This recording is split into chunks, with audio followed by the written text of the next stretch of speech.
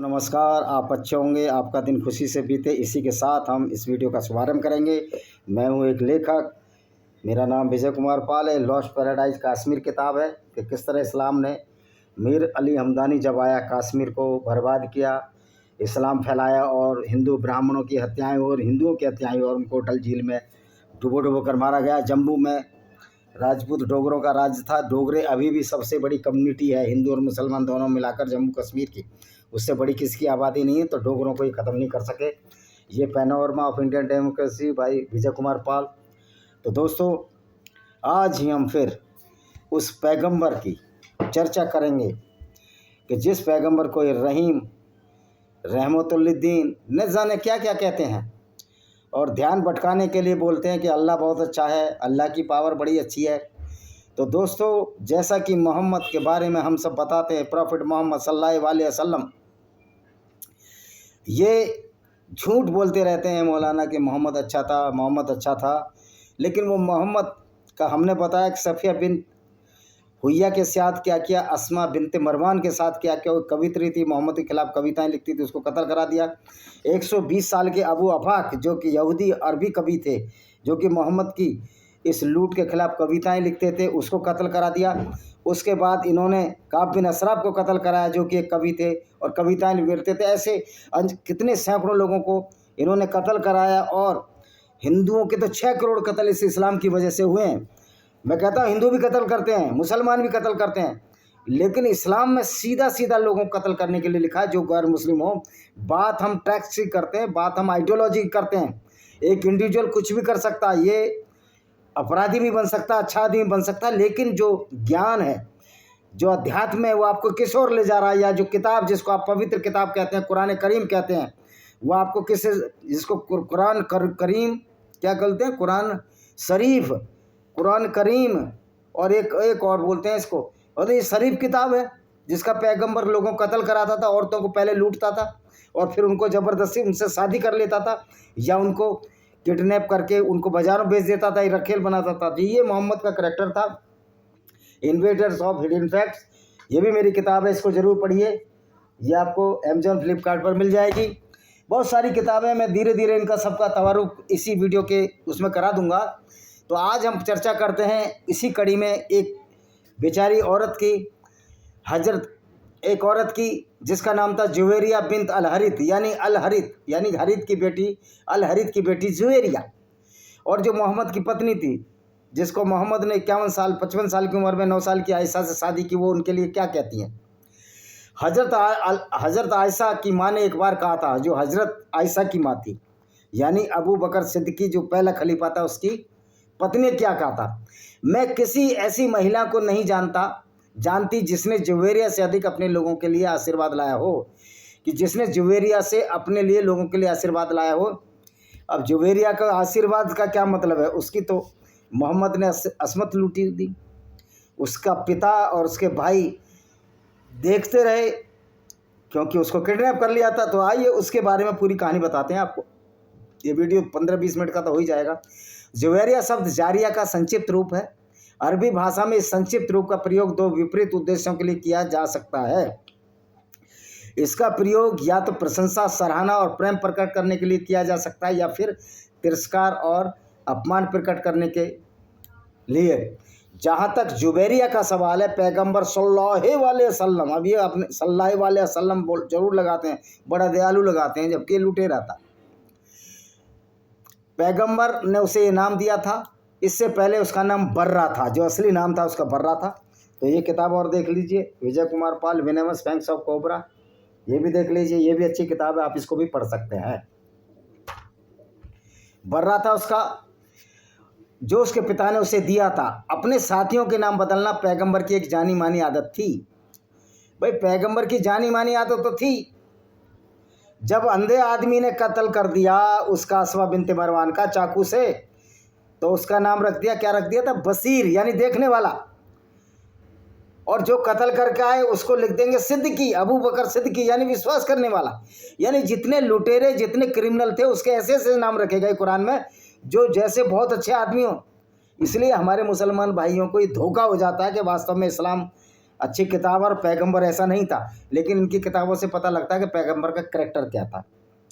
ये और किताब है मेरी discriminative Hindus by Vijay Kumar Pal, इसको भी ज़रूर देख लीजिए। धीरे धीरे 2 किताबें भी मैं इसी वीडियो में बता दूंगा, बाकी इधर से उधर करता रहता हूँ मैं किताबें, 10 किताबों के बारे में बताता हूँ। अच्छा जी, उन्होंने ऐसा इसलिए किया ताकि उनके साथी अज्ञानता से समय से जुड़ी किसी पीछ से दूर रहे। ऐसा करते थे मोहम्मद जिससे लोग अज्ञानी ना हों। अब भाई मोहम्मद से बड़ा अज्ञानी कौन था? जो चांद के 2 टुकड़े कर दिया, झूठ बोल दिया और अल्लाह से मिलने गया और 7 आसमान बना दिए उसने, क्योंकि अल्लाह का पैगाम तो है नहीं, ये तो मोहम्मद का पैगाम है जो कुरान है। अब 7 आसमान तो एक स्पेस है, तो अल्लाह से बड़ा कोई, मोहम्मद से बड़ा तो कोई अज्ञानी नहीं था। लेकिन यही है कि अपनी मियाँ मिट्टी बनने की आदत है इस्लाम में। यही मुसलमान भी कहते हैं, हम बड़े रहमत वाले हैं, बड़ा दयालु था मोहम्मद। अगर मोहम्मद दयालु था तो गैर मुस्लिम औरतों को लूटकर बाज़ारों में क्यों बेचता था? सवाल इस बात का आ जाता था। उसको दयाती नहीं आती और छोटे छोटे बच्चों को भी कत्ल कर दिया। एक बार उनके साथियों से पूछा, हम रात को अटैक करते हैं तो छोटे बच्चे भी मारे जाते। मोहम्मद ने कहा ठीक है मारो, कोई दिक्कत नहीं, ये तो कोलेटरल डैमेज होता ही है, ये भी उन्हीं की औलाद हैं जिनको हम मारने जाते हैं। तो ये दयालु था इनका, मोहम्मद का ये दयालु कैरेक्टर था। अब बताइए,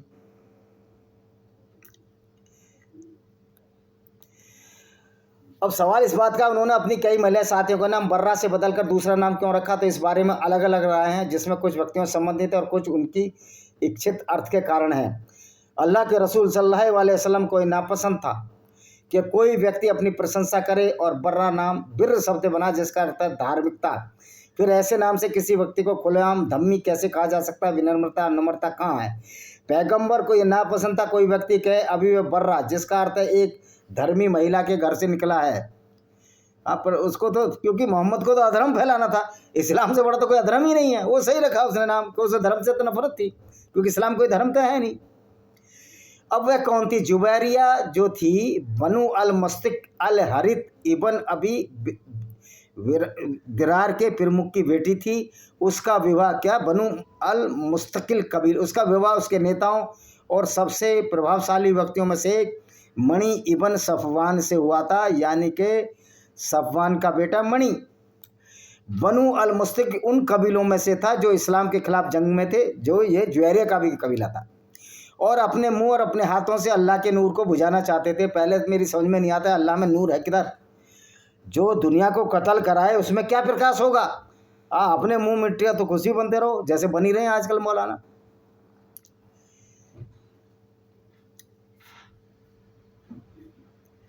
वे जिद और अज्ञानता और बुत परस्ती पर अड़े रहे, यानी कि मूर्ति पूजते रहे ये कबीले वाले बनु मुस्तलिक, और मदीना पर हमले की तैयारी के लिए हथियार इकट्ठा करते रहे।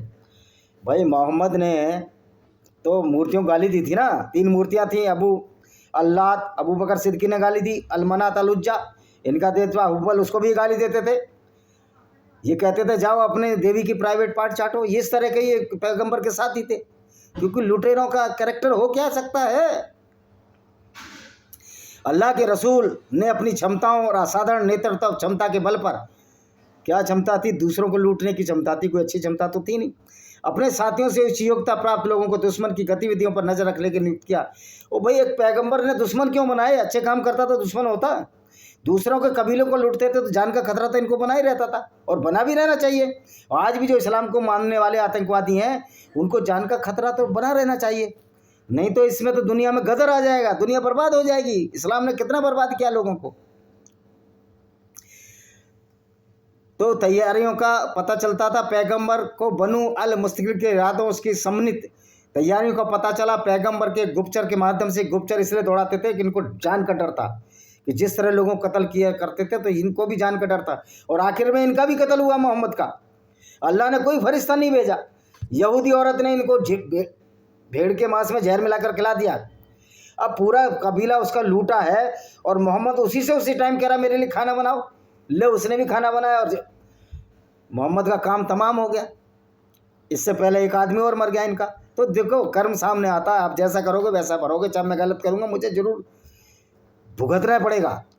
तो आज इस्लाम के मानने वालों को समझना चाहिए कि अगर आप इसी तरह कर्म करोगे तो अल्लाह मोहम्मद की तो सच्चाई लोगों को पता नहीं पड़ेगी, क्योंकि हमें गैर मुस्लिमों को बचाना, हमें मानवता बचानी है, और ये ठेका तो लेना ही पड़ेगा सब लोगों को, सब अच्छे लोगों को, कि इस्लाम की सच्चाई बताई जाए। We are not against the Muslims.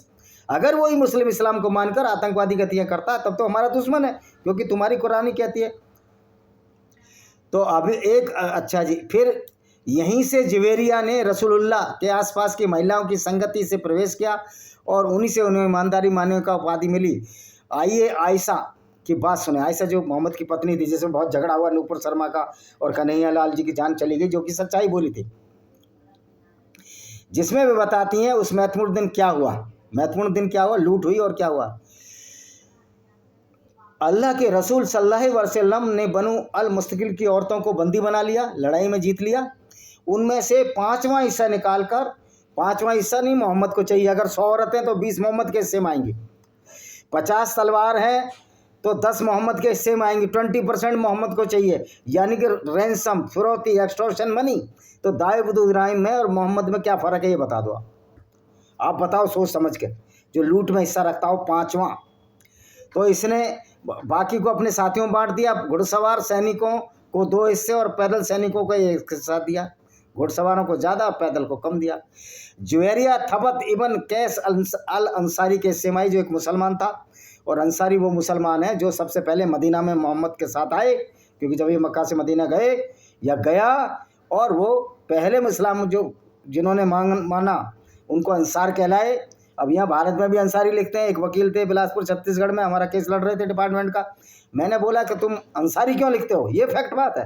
कह रहा हम अंसार से आए हैं। जब मुझे इस्लाम का ज़्यादा पढ़ता भी नहीं था, मैं इस्लाम का रहा हूँ। जब ऐसे ही अंसारी हैं, यहाँ अंसार तो कोई जगह ही नहीं है।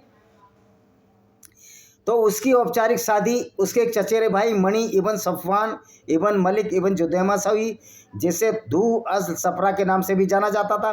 वे अपने चचेरे भाई के वियोग में थी, इसलिए थबित इन कैश के साथ नौकिया देकर अपनी आज़ादी खरीदने के लिए राजी हो गई।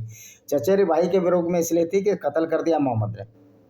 आयशा ने उसका विवरण करते हुए कहा, एक सुखद महिला थी, किसी ने उसे देखा ही नहीं सिवाय इसके वह उससे मोहित हो जाए। जब अल्लाह के रसूल सल्लल्लाहु अलैहि वसल्लम बैठे थे, अचानक जुवेरिया उनके पास आई और उनमें अपनी फिरौती समझौते के बारे में पूछा कि मैं जाना चाहती हूँ, मुझे छोड़ दिया जाए, क्योंकि मोहम्मद तो लुटेरा था, इसको लूट का माल चाहिए था। अल्लाह की कसम, जैसे ही मैंने उसे देखा, उसकी पत्नी आयशा बोल रही है, मुझे उसका अल्लाह के रसूल के सामने आना पसंद नहीं आया, क्योंकि जानता था कि अपने पति की खुराफातें जानती थी आयशा, क्योंकि मुझे पता था फिर वही देखेंगे जो मैंने उसमें देखा था। वो भी डर गई बेचारी। आयशा के साथ भी धोखा हुआ। 18 साल की उम्र में विधवा हो गई, और ये तो चल दिए भेड़ का मांस और जहर खा के ऊपर चले गए। वो कहते हैं पर्दे में चले गए। भाई काय का पर्दा, इतना कत्ल गारत करके ये पर्दे में गया और इसको जन्नत मिल जाएगी, समझ में नहीं आती। फिर उसने पैगम्बर सल्लल्लाहु अलैहि वसल्लम को संबोधित किया। उसने क्या बोला, हे अल्लाह के रसूल, मैं जुवेरिया हूँ, अल हरिथ की बेटी, मैं उनकी कौम की सरदार हूँ। आप मेरे साथ जो कुछ हुआ अनजान नहीं है, यानी कि तुम्हारे कत्ल कर दिया। और मैं साबित इन कैस के हिस्से में आई थी, जो एक अंसारी है, उसके साथ नौकिया देकर मुझे जान छुड़ाने का समझौता किया, इसलिए मुझे आज़ाद होने में मदद करो कि मैं नहीं रहना चाहती तुम्हारे साथ लुटेरों के साथ। अल्लाह के रसूल ने उत्तर दिया, क्या तुम इससे बेहतर कुछ चाहते हो? उन्होंने कहा, तुम इससे भी बेहतर चाहती हो? यह क्या? पैगंबर सल्लल्लाहु अलैहि वसल्लम ने कहा, मैं तुम्हारी ओर से भुगतान करूँगा, तुमसे विवाह करूँगा। ये था पैगंबर, यानी कि भुगतान उसको कर देगा जिसको बेच दिया माल, और मैं तुमसे विवाह करूँगा। उसने कहा, हे अल्लाह के रसूल, मैं तो मुक्त होना चाहती हूँ। लेकिन मोहम्मद ने कहा, आपको हम मुक्त नहीं करेंगे, आपको हमारे साथ रहना होगा, क्योंकि आप काफिर की औरत हो, एक यहूदी की औरत हो, और हमने तुम्हारे पिता को मार दिया। तो कहते हैं ना, मजबूरी क्या न करती। तो अब इसी को ये बड़े गोल चोल सुगर कोटेड बताएंगे, देखो पैगंबर कितना अच्छा था, औरतों को जो विधवा होती थी उनकी हिफाजत करता था, उनसे शादी करता था। मैं पूछना चाहता हूँ मूर्खों, उन औरतों को विधवा कौन बनाता था? ये मोहम्मद ही तो विधवा बनाता था, और विधवा इसलिए बनाता था, जो सुंदर औरतें होती उनके आदमियों को मार देता था। और जो सुंदर औरत दूसरे मुसलमानों के हिस्से में आई, जैसे जुवेरिया आई थी, इसने अपने लिए रख लिया। इस तरह सफिया भी दूसरों के हिस्से में आई थी, दिया नाम के मुसलमान, उससे भी ले लिया, और उसके बदले 6 औरतें दे दी। ये था तुम्हारा रंगीला रसूल। तो ये घटना में पैगंबर के चरित्र के बारे में संक्षिप्त चर्चा की ओर ले जाती है कि ये पैगंबर किस तरह का बंदा था, जिसको कोई कंट्रोल ही नहीं था। और वैसे ही अल्लाह का भेजा हुआ आदमी औरतें लूट रहा है। अल्लाह का भेजा हुआ आदमी औरतों को लूट कर बाजारों में बेच रहा है। अल्लाह का लूटा हुआ आदमी 17-18 साल की लड़की जो एक यंग मुसलमान के हिस्से में आई, हालांकि वो भी गलत था, ये 55 साल का उसको मांग रहा है, उसके बदले 6 और औरतें दे रहा है। ये है अल्लाह का रसूल। बताइए अब इस अल्लाह के रसूल को क्या करें। हबीबा ने उसके विवाह पर विचार करें। जो हबीबा क्या कहती है, जो अकेलेपन, विधवापन, प्रवास और घोष परसों से पीड़ित थी। भाई अकेलापन, विधवापन तुमने दिया था, तुमने कत्ल किया था। वह अबू सुफियान की बेटी थी। अब हबीबा के बारे में बता रहा है ये, जो राजनीति युद्ध में कुरैश के नेतृत्व के उत्तरदारी और बनी उमैया के प्रमुख थे। हम इस कथन का पहले ही मैं उल्लेख कर चुका हूँ कई जगह कि किस तरह से ये मोहम्मद जो है लूट पाट करके और औरतों की बेइज्जती या बेहुरमती करता था। आइए हम जवेरिया और उसके अल्लाह के रसूल के आसपास होने के बारे में चर्चा करें। हमने देखा पहला कथन जिसमें पैगंबर ये कहते हैं शांति हो उस पर। मैं कह रहा हूँ तो उसको तो उसकी आत्मा अगर है वो भटकी रहे हमेशा, जिस तरह के कुकर्म किए इसने। वह था हे अल्लाह के रसूल। इस कथन से इस्लाम में उनकी आस्था का पता चलता। देखिए इस्लाम में इसकी कोई आस्था नहीं थी। ये एक नियम था इस्लाम का, जब वो लूट लिया वो तो मुसलमान बनना ही पड़ता था। अगर दासी बनी तो भी मुसलमान उसको बाजार बेचता था। फिर उसने कहा, क्या बोला, मोहम्मद से कहा, मैं जुवेरिया हूँ, अलहरीत की बेटी, जो अपनी कौम का सरदार है। मुझे किसी ऐसी चीज़ का सामना करना पड़ा कैद का जो तुम्हें मालूम है, क्योंकि मैं साबित इबन कैद के हिस्से में आ गई हूँ और मैंने उसके साथ नौकिया देकर अपनी रिहाई का फैसला लिया कि मैं पैसा देकर छूटना चाहती हूँ, आज़ाद करने में मदद करो। लेकिन अल्लाह के रसूल का तो कुछ और ही घूम रहा था ख्याल, उसका तो खुरापाती दिमाग था। तो अल्लाह के रसूल के पास भलाई की तलाश में आई थी। अब अल्लाह के रसूल, वो जुवेरिया मजबूरी में आई थी। कोई अल्लाह का रसूल क्या भलाई कर सकता था? जो एक लुटेरा रहा हो, लोगों को कत्ल करने वाला हो, उसका भलाई का कौन सा उसके पास भलाई का गुण था जो लोगों को बेवकूफ़ बनाता रहा पूरी ज़िंदगी? इसके लिए किताबें ज़रूर पढ़िए। मोहम्मद का कैरेक्टर को पढ़ना है तो ये जौहर इन इंडियन सब कॉन्टिनेंट, ये भी आपको पता लग जाएगा। और सबसे जो प्रमुख किताब है ये है, मेरी पढ़िए, black dots of terrorism. Mohammed की बातों, मोहम्मद के कैरेक्टर से किस तरह इस्लामिक आतंकवाद ने लोगों को परेशान कर रखा है। अब ये देखिए क्या कह रही है, इसमें कोई संदेह नहीं, ये अपने आप कह रहा है कि अल्लाह बड़ा दयावान, वो मोहम्मद बड़ा दयावान था जब उसको बेटी बना के किसी अपने भाई बंद से उसकी शादी कराता, कन्यादान देता अपना। कन्यादान नहीं तो तुम्हारे यहाँ तो होता ही नहीं, क्योंकि तुम्हारे यहाँ तो अगर कन्या एडॉप्ट ली है, अगर गोद ली कन्या, उससे भी निकाह कर सकते हो। अगर 20 साल का मुसलमान या 40-50 साल का मुसलमान एक किसी औरत को गोद ले ले, लड़की को 5 साल की को, और जो 85 साल का हो जाए, लड़की 20 साल की हो जाए, उसको भी निकाह कर सकता है इस्लामिक कंट्री में। भारत में तो ये हो नहीं सकता, क्योंकि भारत के संविधान का डंडा इस्लाम के अल्लाह से तगड़ा है, मोहम्मद से तगड़ा है। क्योंकि भारतीय संविधान ही गुंडागर्दी नहीं होने देगा जो इस्लाम के नाम पर हो रही है।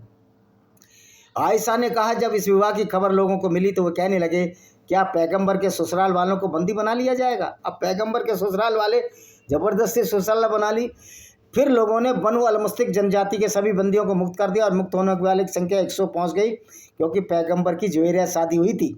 इस पर आयशा ने प्रसन्न होकर कहा, अब सारे तो है ना कि वो कहते हैं ना, लंका में सभी 52 गज के। आयशा का बाप सबसे बड़ा मूर्ख, जो पहला खलीफा था अबू बकर सिद्दीकी, जो उसने 6 साल की नन्ही सी लड़की को 51 साल के बाबा को सौंप दिया। तो आयशा बेचारी क्या करे, ये सारे मूर्ख ही थे। मोहम्मद सबको मूर्ख बनाता रहा, पढ़े लिखे तो थे नहीं, ये सारे बद्दू थे, घोड़े चराने वाले, भेड़ चराने वाले, ऊँट चराने वाले और भेड़े चराते थे। ऊँट तो होते ही नहीं वहाँ, अरबी घोड़े जरूर होते हैं, घोड़े जरूर चराते होंगे। ऊँट, घोड़े और भेड़ चराने वाले लोग थे, बेचारे सीधे साधे लोग थे। लेकिन मोहम्मद ने उनका दिमाग ब्रेन वॉश कर दिया और सारों को क्रिमिनल बना दिया, अरबियों को, उस समय के अरबियों को। अब तो अरबी बहुत समझदार हो गए। आयशा ने कहा, मैं किसी और औरत को नहीं जानती जिसने अपने लोगों के लिए जुवेरिया से ज़्यादा बड़ी नेमत पाई। यह तब हुआ जब पैगंबर मोहम्मद मुराइसी की लड़ाई से रोक रहे थे। आयशा ने वैसे मोहम्मद की पोल भी खोली है, ये बात बता कर मोहम्मद किस तरह का करैक्टर था। आयशा ने पकड़ा भी मोहम्मद को एक बार रंगे हाथों। आयशा ने और हफ्सा ने, जो उमर की लड़की थी दूसरे खलीफा की, तो भी मोहम्मद ने एक आयत उतार दी कि मोहम्मद जो चाहता है वो कर सकता है, लेकिन नहीं होता भाई, अल्लाह भी नहीं है। अल्लाह जो चाहेगा वो कर ही नहीं सकता, अल्लाह की औकात नहीं। क्या कत्ल करा देगा सारे हिंदुओं को, सारे यहूदियों को, ईसाइयों को? अल्लाह की 2 पैसे की औकात नहीं है, क्योंकि अल्लाह है ही नहीं। अब तुम अल्लाह की औकात मान के दूसरों कत्ल करोगे तो तुम्हारा हश्र भी वही होगा जो आज अमेरिका ने किया और भारत ने आतंकवादियों का किया। अब क्या होता है जी, आगे क्या करते हैं? उसके पास एक और उपलब्धि थी, जिसने इस्लाम की शिक्षाओं के पालन, अपने ईमानदार की सच्चाई में उसकी उत्कृष्टता को दर्शाया। वो बेचारी ज़बरदस्ती मुसलमान बनी। बाकी इस्लाम में कोई ऐसी चीज़ नहीं है जो अच्छी हो।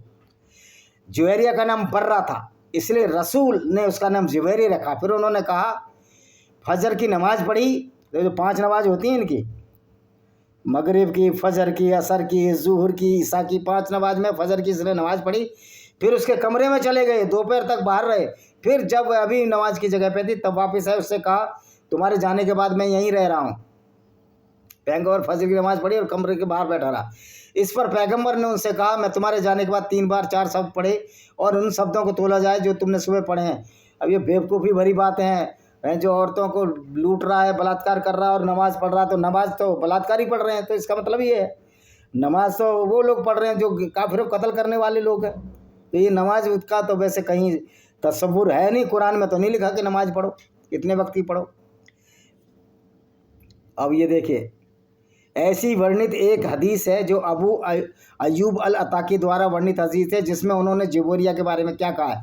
जुवेरिया ने कहा कि अल्लाह के रसूल शुक्रवार को उनके पास आए जब वह रोज़ा रख रही थी। उन्होंने उससे पूछा, क्या तुमने कल रोज़ा रखा था? उन्होंने कहा, नहीं। उन्होंने कहा, क्या तुम कल रोज़ा रखोगे? और पिछले दिन तो मुसलमान ही नहीं थी, तुमने लूटी थी पिछले दिन तो। उन्होंने कहा, नहीं। इस पर उन्होंने कहा, तो फिर रोज़ा तोड़ दो। कह रहा, रोज़ा तोड़ दो, कोई दिक्कत नहीं। वो क्यों तोड़ दो? कि उसको शादी करनी थी, उसके साथ मुसावरत करती, इंटरकोर्स किया था। ये था मोहम्मद। तो रोज़ा किस लिए तोड़वा दिया? कि उस सहवास में रुकावट बन रहा था और मोहम्मद एक कामुक व्यक्ति था। समझ गए? ये था मोहम्मद। यहाँ तक कि सहवास में रुकावट का मुद्दा भी जो व्यापक विषय का विश्वास है, इसलिए उसका रोज़ा तोड़ दिया। ये है मोहम्मद का कैरेक्टर। अभी भी लोग ना समझे तो उनकी मूर्खता है, हिंदू ना समझें, ईसाई और यहूदी तो समझ गए। यहूदी खास तौर पर समझ लें कि इस्लाम कैसा है, क्योंकि इस्लाम के हाथों यहूदियों को बर्बादी हुई। लेकिन हिंदू अभी भी नहीं समझ रहा। हिंदू भाईचारा निभा रहा है, नेता भाईचारा निभा रहे हैं। मोदी भी नहीं समझ रहा, वो टोपी पहन के वहाँ जा रहा है। हमारे मोदी जी टोपी पहन के कहाँ जा रहे हैं? वो बोरा मुस्लिमों के, भाई उनका इस्लाम भी वही है, लेकिन वो अच्छे रास्ते पर चले गए तो सच्चे मुसलमान नहीं है अब इस्लाम की दृष्टि में, क्योंकि बोरा लड़ते वड़ते नहीं है। असली मुसलमान वो है जो आतंकवादी हो, जो लोगों को कत्ल करे, जो औरतों को लूट के ले जाए, वो है असली मुसलमान कुरान के हिसाब से। और उसी को जन्नत मिलेगी। यानी जितना बड़ा अपराधी होगा उतना ही बड़ी उसको जन्नत मिलेगी, जन्नत फिरदौस मिलेगी मुसलमान को, जो सबसे ऊँची की वो है। अब ये देखिए, एक हदीस और पढ़ देता हूँ। बुखारी और मुस्लिम 2 बड़ी ऑथेंटिकेट हदीस हैं जो मोहम्मद के क्रियाकलापों का वर्णन करती हैं। तो अल खुदरी ने बताया कि उन्होंने कहा, हम अल्लाह के रसूल के साथ बनु अल मुस्तलिक के अभियान के लिए निकले। बनु अल मुस्तलिक एक यहूदी कबीला जो जुवेरिया का था, और अरब बंदियों में से कैदियों को प्राप्त किया। हम महिला की इच्छा रखते थे और ब्रह्मचर्य हमारे लिए कठिन हो गया था, और हम संभोग में रुकावट डालना पसंद करते थे, जिसको अजल कहते हैं। जब हमने संभोग में रुकावट डालने का इरादा किया तो हमने कहा कि हम अल्लाह के रसूल से पूछने से पहले संगों में रुकावट कैसे कर सकते हैं जो हमारे बीच मौजूद हैं। हमने इस बारे में पूछा, उन्होंने कहा, ये आपके लिए बेहतर है आप ऐसा ना करें, क्योंकि आप आत्मा अस्तित्व में रहने के लिए पूर्व नहीं, यानी कि ये भी मुसलमान बनेंगे, बच्चे पैदा होंगे। ये था मोहम्मद का करैक्टर और ये था उसके साथियों का करैक्टर। अब देखिए, जुवेरिया का पिता कौन था, इसके बारे में बता देता हूँ। जुवेरिया के पिता अल हैथ इबन अबी दरार अपनी बेटी की गतिविधियों के रूप में जानते थे, जो थबित इबन कैस के घर तक पहुंची थी। वो बेचारा क्या करे, वो तो खुद कत्ल कर दिया गया था, उसको तो खुद कत्ल नहीं किया, मुक्त किया, उसको तो खुद कैद बना लिया था। यह भी पैगंबर की पत्नियों में से एक बन गई। उन्होंने 100 ऊँटों के साथ उसकी फिरौती लेने के लिए मदीना जाने का फैसला किया। उन्होंने कहा, भाई 100 ऊँट ले लो, लेकिन हमारी बेटी को छोड़ दो, इस उम्मीद में कि पैगंबर उसे फिरौती स्वीकार करेंगे। भाई पैगंबर 100 ऊँट क्यों लेगा, वो तो लूट लेगा, वो तो लुटेरा था, औरतें भी लूट लेता था, तो वो फिरौती में उस औरत को क्यों छोड़ेगा?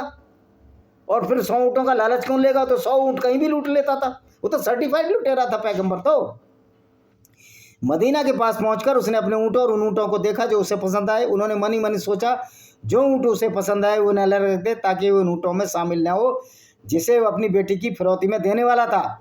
उनमें से कुछ अच्छे ऊँटों को अलग रख दिया और एक सुरक्षित जगह पर बांध दिया और उसको पहरेदार नियुक्त कर दिए।